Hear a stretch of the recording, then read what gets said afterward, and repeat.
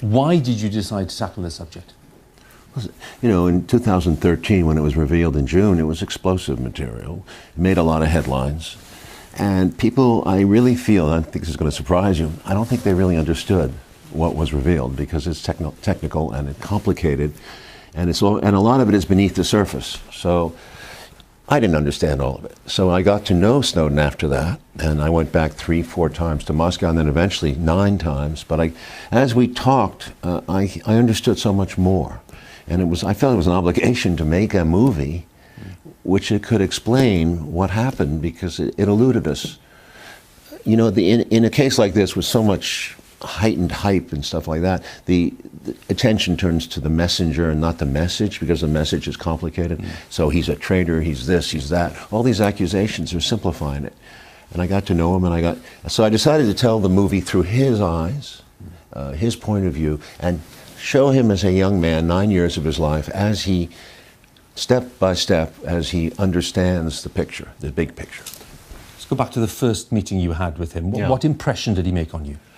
Pretty much a straight arrow. You have that word in English, a square. Somebody who's straight. Very Boy Scoutish. I mean, he's really a straight shooter. He believes in the Constitution. He's a third generation military family. He himself applied to fight in Iraq in 2004, and his body was frail. He was rejected, and he went to work for the CIA, and then he went to work for the contractors of the NSA, National Security Agents. So between all these intelligence agencies, he got higher and higher in that circle, and he was given more responsibility, and eventually became a major cyber operator out of Hawaii against China and against Pakistan. And the way in which he sought to justify what he did, what impression did that case make upon you? I'm not sure I understand. The movie took the point of view, we took no editorial position. We told his story from his eyes. So as he's horrified as he finds out that these programs are, first of all, they're not done with democratic consent. They were deployed and developed by the United States. And it involves not just the United States, it involves the entire world. It's a form of data mining at the highest level. Which even John Kerry later admitted had gone too far. He did admit that? Well, it certainly did. I mean, they broke the law numerous times, but above all, I think, Snowden certainly agrees that the United States has the right to protect itself and has the right to what they call targeted surveillance, which is when you have a terrorist, you target him, you get his associates, and you do the usual good detective work can be done, and you can bring him in, and you can stop these things from happening.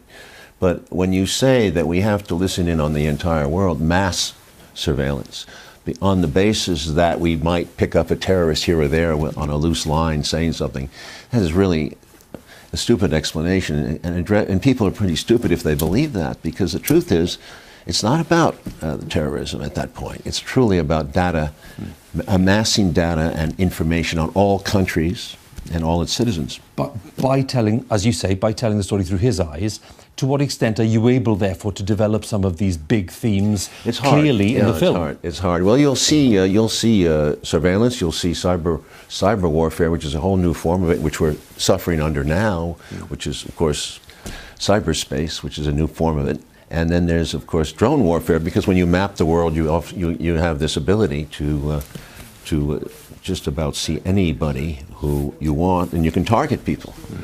But cyber warfare is perhaps the most dangerous to us now. When we think about his predicament now and the kind of life that he leads, the fact that he was given permission to stay in Russia, but we know what might happen if he returned at any point to the States. Are you able to convey in any sense the way that he reflects on what he's done, and whether he thinks it's been worthwhile, for example, or whether he has any regrets about it, and that kind of thing? We deal with that from his point of view, and he tells us at the end of the movie, I'm not going to give it away quite, but his reasons, and he tells us in the beginning, and he's clear that he did it for the public interest. He wants the people of the United States to debate this. Now, I don't think they understood the material in 2013. So, as I said earlier, I think the focus has shifted to him. Of course. And kill the messenger, you kill the message. But in that message, and I say we don't wreck it. In that message, does he offer some kind of answer to those, and there have been lots of them who've used words like treason and traitor to describe him. Is there a riposte? Well, he doesn't do it for, I mean, I don't know any traitor or spy who's done it for free and given the information to the public and to 3 journalists and asked them to be responsible. So if he is, that certainly is a great actor, and he fooled me. There's been such a big public debate about it, and in recent weeks we've been focusing on the other great public debate in the US, which is around the election as we approach November the 8th. What's your perspective on that? On the way that probably different from most people in Europe. Developed? Most people in Europe are terrified of Trump, and I hear the Trump narrative. I don't think he has a chance to win. I think what's going to happen is Clinton is going to win, but she's got a very hard position on surveillance state, on war. She hasn't met a war she didn't like, it seems. She's also hasn't talked about climate control. She hasn't talked about things that matter. It's been a very trivial election, although an interesting one in a reality TV mode where one great performer and the other one is hanging in for her life.